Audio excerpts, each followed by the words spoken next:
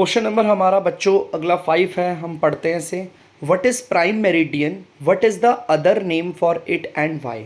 हमारा prime meridian क्या होता है और इसका दूसरा नाम क्या है और क्यों रखा गया है। तो सबसे पहले मैं आपको बता दूं, प्राइम मेरिडियन एक लॉन्गिट्यूड है। ध्यान से देखिए, जो डॉटेड वाली लाइन आ रही है सीधे सीधे जिसमें मैंने बना रखा है, ये हमारा है प्राइम मेरिडियन। बच्चे, प्राइम मेरिडियन एक लॉन्गिट्यूड है। आपको पता है ना, ऐसे सीधी वाली लाइन को हम लॉन्गिट्यूड कहते हैं और ऐसे लेटी हुई लाइन को हम लैटिट्यूड कहते हैं। तो प्राइम मेरिडियन पहले तो हमारा लॉन्गिट्यूड है और ये कितने डिग्री पे है बच्चे? 0 डिग्री पे है ये।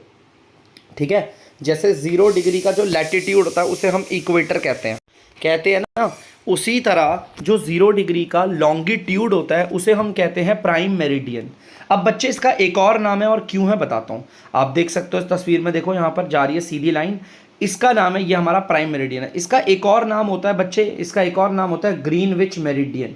ग्रीनविच मेरिडियन के नाम से इसे क्यों जानते हैं, मैं आपको उसके रीज़न बताता हूँ। क्योंकि ये जो लाइन जा रही है ना प्राइम मेरिडियन के, जो लॉन्गिट्यूड जा रहा है वो इंग्लैंड के, देखो ये रहा इंग्लैंड है ना इधर, इंग्लैंड के ग्रीनविच से होता हुआ जाता है। ये जो हमारा, जो मैंने आपको बताया ना, ये हमारा जो प्राइम मेरिडियन है 0 डिग्री का लॉन्गिट्यूड, ये जो जाता है ना वो इंग्लैंड के ग्रीनविच इलाके से होता हुआ गुजरता है। आप तस्वीर में देख सकते हो, यहाँ पर दिखा भी रखा है, ग्रीनविच इंग्लैंड से होता हुआ, मतलब इंग्लैंड के ग्रीनविच जगह से होता हुआ गुजरता है, इसीलिए इसका एक और नाम है ग्रीनविच मेरिडियन। तो बच्चे, लॉन्ग आंसर टाइप क्वेश्चन का पहला क्वेश्चन मैं आपके सामने पढ़ता हूँ। Describe the location of India in the world map. इस पूरी दुनिया के मैप में भारत की लोकेशन को ना, भारत जहाँ पर स्थित है, जहाँ पर भारत आता है पूरे वर्ल्ड मैप में, उसकी लोकेशन को डिस्क्राइब करना, अच्छे से बताना है उसके बारे में। सबसे पहले मैं आपको बताऊं, अगर हम अपने पूरे के पूरे वर्ल्ड मैप के 2 हिस्से करें तो आपको दिख रहा होगा जैसे 2 हिस्से कर दिए। ऊपर वाला होता है हमारा नॉर्दर्न हेमिस्फीयर और नीचे वाला होता है हमारा साउदर्न हेमिस्फीयर। हमारा भारत जो है वो देखो, ये रहा भारत। भारत का नक्शा इधर आपको दिखा देता हूँ थोड़ा सा बना के, अगर मुझसे बने, ये ऐसे है, बन नहीं पाया, आई एम सो सॉरी, मगर ये दिख जाएगा जहाँ मैंने डार्क कर रखा है, ये भारत है। बच्चे, हमारा भारत जो है वो ऊपर नॉर्दर्न हेमिस्फीयर में लाई करता है। ठीक है बच्चे, इसके अलावा मैं भारत का लॉन्गिट्यूड एक्सटेंड बताऊंगा, मतलब कौन कौन से लॉन्गिट्यूड के अंदर भारत आता है। 68 डिग्री 7 मिनट ईस्ट से लेकर आपका 97 डिग्री 25 मिनट ईस्ट तक, इतनी दूरी में हमारा जो, इतने लॉन्गिट्यूड में हमारा भारत जो है फैला हुआ है। अब आपको लैटिट्यूडनल एक्सटेंड बताता हूँ। देखो आपको ऊपर वाली लाइन दिख रही होगी और नीचे वाली लाइन दिख रही होगी, 2 लाइन है नीचे। देखो ऊपर वाली लाइन तो एक ये जा रही है और नीचे एक ये वाली लाइन जा रही है और एक इससे भी नीचे जा रही है, देखो थोड़ा सा जा रही है ना ऐसे। तो बच्चे मैं आपको बताऊं, हमारा जो लैटिट्यूडनल एक्सटेंड है, माने कि कितने लैटिट्यूड के अंदर हमारा भारत आता है, 37 डिग्री 6 मिनट नॉर्थ से लेकर 8 डिग्री 4 मिनट नॉर्थ तक के बीच में आता है। बच्चे, कुछ लोग बोलेंगे सर नीचे यहाँ पर 6 डिग्री 7 मिनट नॉर्थ। अगर आप लोग ना ये इंदिरा पॉइंट तक लेते हो, अगर कन्याकुमारी तक लेते हो तो आपका ये रहा, और अगर आप लोग ये इंदिरा पॉइंट तक लेते हो सबसे एंड वाला, तो हमारा ये वाला लोगे लैटिट्यूडनल एक्सटेंड। वैसे अगर मैं आपको एडवाइस करूँ तो मेरे हिसाब से 6 डिग्री 7 मिनट नॉर्थ वेस्ट है। ठीक है भाई, क्योंकि है तो इंदिरा पॉइंट ये आखिरी वाला हमारा ही है ना। अब मैं आपको बताऊं ट्रॉपिक ऑफ कैंसर के बारे में। ट्रॉपिक ऑफ कैंसर की जो लाइन जा रही है, इसने हमारे भारत को 2 बराबर भागों में बांटा है। ऊपर वाला भाग अलग है और नीचे वाला भाग अलग है। नीचे वाले को आप ट्रॉपिकल जोन भी कह सकते हो। ट्रॉपिकल जोन का मतलब यहाँ नीचे वाला जो भाग है ना बच्चे, यहाँ अक्सर गर्मी का ही मौसम रहता है, मोस्टली गर्मी ही रहती है। मगर जो ऊपर वाला भाग है ना, इसकी बात अगर हम करें तो ये हमारा सब ट्रॉपिकल है। आप इसे टेम्परेट जोन भी बोल सकते हो, टेम्परेट जोन। यहाँ पर मौसम बदलता है, यहाँ पर गर्मियाँ आती हैं, बरसात आती है और आपकी सर्दियाँ आती है, सब आती है, इसे टेम्परेट जोन कहते हैं। ठीक है बच्चे, इसके अलावा अगर हम बात करें अंडमान एंड निकोबार आइलैंड की, देखो दिख रहा होगा आपको यहाँ पर Andaman and Nicobar island. Andaman Nicobar island कहाँ आता है बच्चे? देखो ये है भारत का ईस्ट पार्ट, ये है भारत का साउथ पार्ट, और ये जो बीच का पार्ट है ना, इसे हम कहते हैं साउथ वेस्ट। तो अंडमान और निकोबार आइलैंड आता है भारत के साउथ वेस्ट दिशा में। ठीक है, इसके अलावा साथ साथ यहाँ पर आपको लक्षद्वीप आइलैंड दिख रहा होगा। ठीक है बच्चे, नहीं दिख रहा तो मैं आपको दिखाता हूँ, ये रहा लक्षद्वीप आइलैंड। बच्चे, ये है आपका वेस्ट पार्ट, ये है आपका साउथ पार्ट, और बीच वाला होता है आपका साउथ वेस्ट। तो हमारा जो लक्षद्वीप आइलैंड है वो हमारा आता है साउथ वेस्ट पे। तो इस तरीके से अरब महासागर भी है, देखो ये अरेबियन महासागर। ठीक है, और हमारे भारत का जो सबसे नीचे वाला पॉइंट है, सबसे नीचे वाला मतलब साउदर्न मोस्ट। अब बहुत बच्चे, मैंने आपको बताया था कि कई लोग ये सोचते हैं कि ये होगा कन्याकुमारी होगा सबसे नीचे वाला पॉइंट। नहीं बच्चे, इंदिरा पॉइंट है। देखो ये देखो मैंने डॉट लगाया ना, इंदिरा पॉइंट सबसे नीचे आता है, एकदम नीचे। आपका जो अंडमान एंड निकोबार आइलैंड का सबसे एंड वाला पार्ट है। ठीक है बच्चे। Question number 2, what do you know about India and her neighbours. आप भारत के बारे में और उसके पड़ोसी मुल्क के बारे में क्या जानते हो। ठीक है, तो चलिए बच्चे मैं आपको बताता हूँ।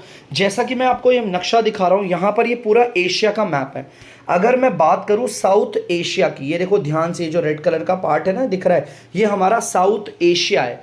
इस साउथ एशिया में भी देखो बहुत सारे देश आ रहे हैं, हमारा भारत आ रहा है, बांग्लादेश आ रहा है, और यहाँ पर देखो ये बाकी पाकिस्तान, अफगानिस्तान, ये सब आ रहे हैं। अब बच्चे मैं आपसे कह रहा हूँ साउथ एशिया में भारत का स्थान बहुत ही इंपॉर्टेंट है।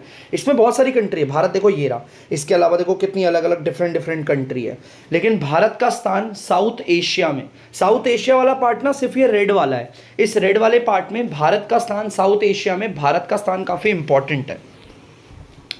भारत एक ऐसा देश है जहां पर 28 आपके राज्य हैं और 8 यूनियन टेरिटरी है। अब यूनियन टेरिटरी को मैं थोड़ा सा डिफाइन कर दूं बेटा, जिन जगह पर सिर्फ सेंट्रल गवर्नमेंट की चलती है, सिर्फ सेंट्रल गवर्नमेंट का प्रशासन चलता है, उसे कहते हैं यूनियन टेरिटरी। ठीक है, तो भारत में हमारे 28 राज्य हैं और 8 यूनियन टेरिटरी है। इसके अलावा मैं बात करता हूं भारत के पड़ोसी मुल्क के। देखो भारत के पड़ोसी मुल्क की बात करूं, पाकिस्तान और अफगानिस्तान भारत के पड़ोसी है, जो भारत के साथ लैंड शेयर कर रहे हैं। ये आते हैं आपका नॉर्थ, ध्यान सुनिएगा, आपका नॉर्थ वेस्ट पार्ट पे। कौन सी दिशा में आते हैं? नॉर्थ वेस्ट पे।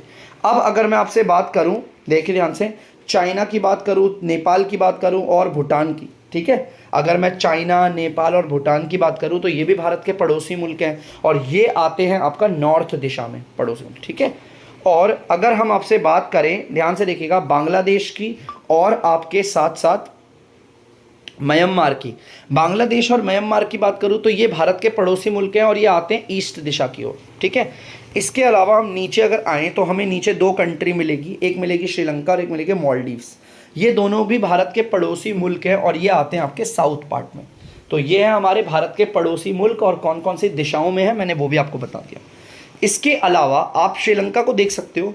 आपको मैं बता दूं, ये जो श्रीलंका है वो भारत से अलग है क्योंकि यहाँ पर ना समुद्र का एक बहुत ही पतला सा रास्ता जाता है, नैरो का एक नैरो चैनल जा रहा है, जिसको हम बोलते हैं पाल्क स्ट्रेट और गुल्फ ऑफ मन्नर। ठीक है बेटा, ये इस पतले के रास्ते का नाम है। इसी की वजह से हमारा श्रीलंका जो है ना बच्चे, हमारे देश से अलग है। श्रीलंका हमारी कंट्री से अलग हो रखा है और ये बीच में जो पतला सा नैरो रास्ता जा रहा है समुद्र का, इसे कहते हैं आपका पाल्क स्ट्रेट और गुल्फ ऑफ मन्नर। भारत के अपने पड़ोसी मुल्क से काफ़ी स्ट्रॉन्ग, जितने भी मतलब अदर कंट्रीज़ है ना, भारत के बाकी पड़ोसी मुल्कों से रिश्ते काफ़ी ज़्यादा स्ट्रॉन्ग है। भारत अपने पड़ोसी मुल्कों के साथ अच्छी बनाकर रखता है। Question number 3, India occupies an important strategic position in south Asia, discuss. अगर हम बात करें साउथ एशिया की, तो साउथ एशिया में जो भारत की पोजीशन है वो काफ़ी इंपॉर्टेंट है।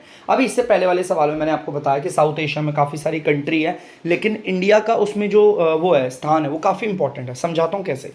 बच्चे सबसे पहले मैं आपको बताता हूँ, इंडिया देखो ये रहा, साउथ एशिया में आ रहा है, आपको पता होगा ये वेस्ट एशिया और ईस्ट एशिया के ठीक बीच में आता है। ठीक है, हमारा भारत जो कि साउथ एशिया के अंदर है और वेस्ट एशिया और ईस्ट एशिया के बीच में है। ठीक है, इसके बाद अगर मैं आपको बताऊं इंडिया के ट्रांस रूट की, माने कि समुद्री रास्ते। बेटा ये जो नीले रंग के रास्ते हैं समुद्री रास्ते हैं। भारत के जो समुद्री रास्ते हैं ना बच्चे, इन रास्तों ने भारत को यूरोपियन कंट्री और काफ़ी सारे अलग, जैसे अरब से, इजिप्ट से, सोमालिया से, आपके जावा, अलग अलग जगहों से भारत को जोड़ा है। मतलब भारत के जो समुद्री रास्ते हैं इनका महत्व बहुत ज़्यादा है।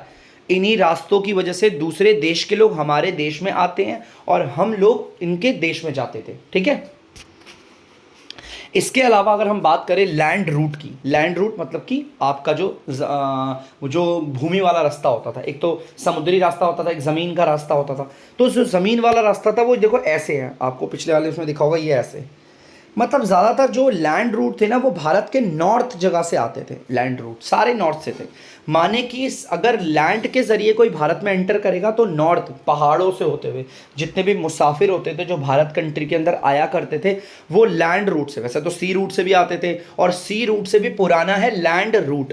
याद रखना, समुद्री रास्ते और ज़मीन वाले रास्ते में सबसे पुराना रास्ता है ज़मीन का रास्ता। अब जितने भी मुसाफिर भारत में आया करते थे तो वो इसी जगह से, मतलब इन्हीं लैंड रूट से आते थे और नॉर्थ दिशा से आते थे, ठीक है, ऊपर हमारे पर्वतों के यहाँ से होते हुए। इसके अलावा मैं आइए जो ग्रीन कलर का पार्ट दिख रहा है ना बच्चों आपको, ये ग्रीन कलर का पार्ट है आपका डेक्कन प्लेट्यू। अगर डेक्कन प्लेट्यू को ध्यान से देखोगे ये रहा इंडियन ओशन। डेक्कन प्लेट्यू को ध्यान से देखोगे, डेक्कन प्लेट्यू किस तरीके से देखो ऐसे बाहर की तरफ प्रोट्रूड कर रहा है, मतलब बाहर की तरफ आ रहा है ना ऐसे, ये देखो बाहर की तरफ निकल रहा है और किसकी तरफ जा रहा है, अगर आप डायरेक्शन देखोगे तो इंडियन ओशन की तरफ प्रोट्रूड कर रहा है। और ये भी एक अच्छी चीज़ है हमारे लिए। इसी वजह से हमारा भारत का जो एरिया, मतलब हमारे भारत का जो आप बोल लो लैटिट्यूडनल एक्सटेंट है वो ज़्यादा है। माने कि ये भारत, देखो भारत का नक्शा ऐसा ना होगा, अगर ऐसा होता तो हम ज़्यादा दूर तक फैले होते, लेकिन ऐसे ना होकर देखो ये ऐसा है, आगे तो ऐसे फैल रहा है। तो ये बाहर की तरफ जो प्रोट्रूड कर रहा है ना इंडियन ओशन की ओर, इसकी वजह से हमारा भारत का क्षेत्रफल थोड़ा बढ़ रहा है और इसी के साथ साथ हमारा मतलब इसमें फ़ायदा ही है बच्चे, हम ज़्यादा फैले हुए हैं, हमारी कंट्री ज़्यादा फैले हुए, ज़्यादा लोगों से हमारे लिंक्स हैं, ठीक है बच्चे। तो ये भारत की कुछ इंपॉर्टेंट पोजीशन है जो मैंने अभी आपको बताई। तो बच्चों यहाँ पर हो गया है चैप्टर का दी एंड। आई होप आप लोगों को चैप्टर समझ में आया होगा और अगर आप लोगों को मेरी वीडियो पसंद आ रही है तो प्लीज़ मेरे चैनल को सब्सक्राइब करें, वीडियोस को लाइक करें और शेयर करें। Thank you, bye.